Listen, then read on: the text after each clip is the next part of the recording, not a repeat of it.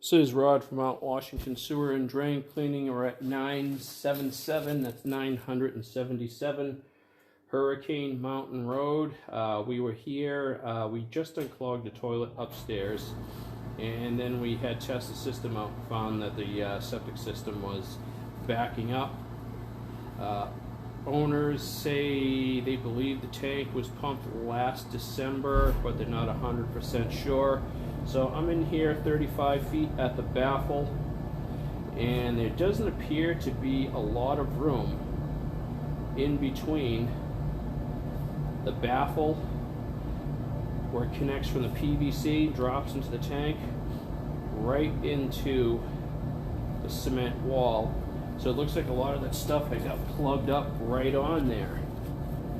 So if there's a sufficient amount of water flow and thrust, it'll throw it right into that concrete right there, and it'll stick, and it'll cause that to back up and back up into your system.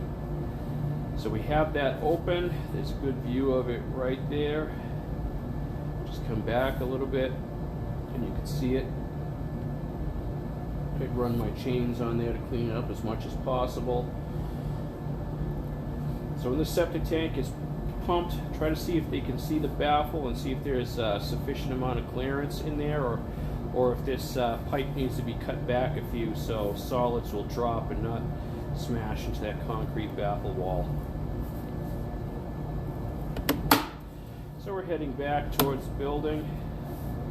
Clean out is located in the basement in between the two oil tanks.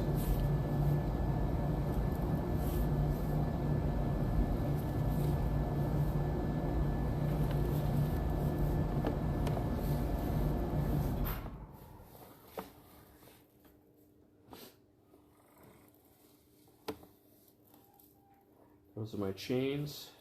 That's what we use to clear out your sewer. There's a tampon right there, so we want to make sure that we don't flush those things.